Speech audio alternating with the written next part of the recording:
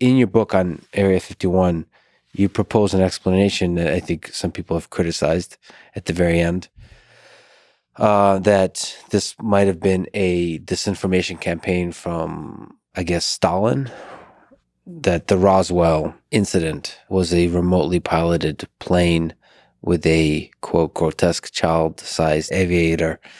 Just looking back at all that now, years later, what's the probability that it's true? What's the probability it's not? So I've never revealed who that source is. Yes. Did you know that? I know. Want me to tell you? What the source? Yeah. Okay, who's the source? So before I say anything on that, let me speak to the question that you asked, right? So you asked me, what's the probability that that is still standing as an idea 12, 13, 14 years later, right? So I continued to work with that source for years afterwards. We talked about this. Look, I mean, his whole family knew it was him. And I knew his family because I was an integral part of, I was at his house, met all his kids, grandkids. And we should say the source is the main expert advisor behind the story, that it was, maybe you can explain what the story is that you report in the book, that it was a disinformation campaign created by Stalin to cause mass hysteria in the United States. Yes. The very kind that we've been speaking about with the CIA and so on. Yes, predicated on the narrative of the War of the Worlds, right? And the War of the Worlds, when it was a radio program in the United States, made people go crazy. Oh my God, we're being invaded by aliens. Well, the government was always interested in this story, and Joseph Stalin was too. We know that from declassified documents, right? And so the source told me that the reason for this program and that the real Roswell crash remains were, in fact, it was a Black propaganda hoax infiltrated, or rather predicated at this idea that you were going to overwhelm America's early warning air defense system, cause mayhem, and maybe be able to attack the United States. That was the plan. And Stalin was also messing with the United States, messing with Truman, who sort of, turned his back on him, right, at Potsdam. And so this idea was, and the reason that the source is important, and unlike, a lot of people, I saw this, I saw that, I learned that, was according to the source, once it was determined that this was a hoax and that Stalin was able to get a craft over the United States and it crashed, and it had, people inside of it. They were people that were sort of deformed and meant surgically altered to look like aliens. The United States government decided that it needed to know what on earth that was all about, and if it was possible for us to have the same program. This according to the source, right?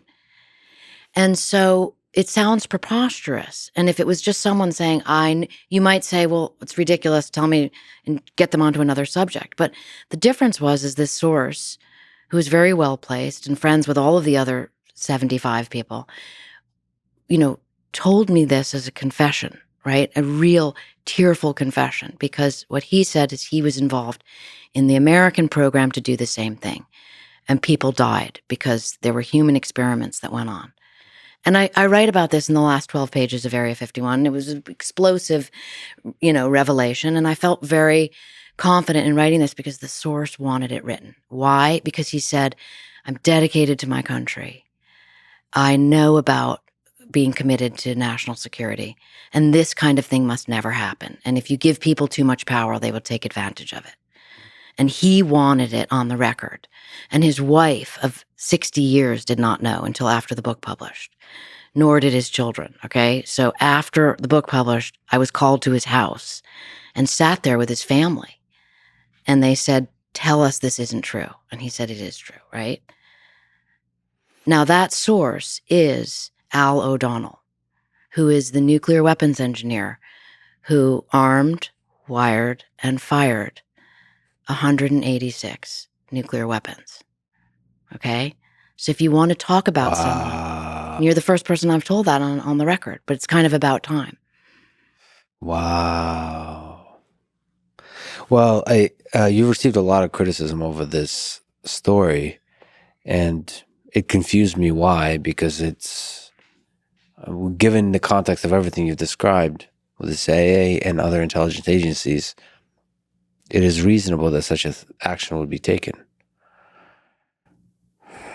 And the source is extraordinarily credible, right? If you wanted to take the position, well, that person isn't very reliable, then you have to ask yourself, why did they have top secret clearances that are higher than any in the United States whatsoever? Because he was responsible for arming nuclear bombs.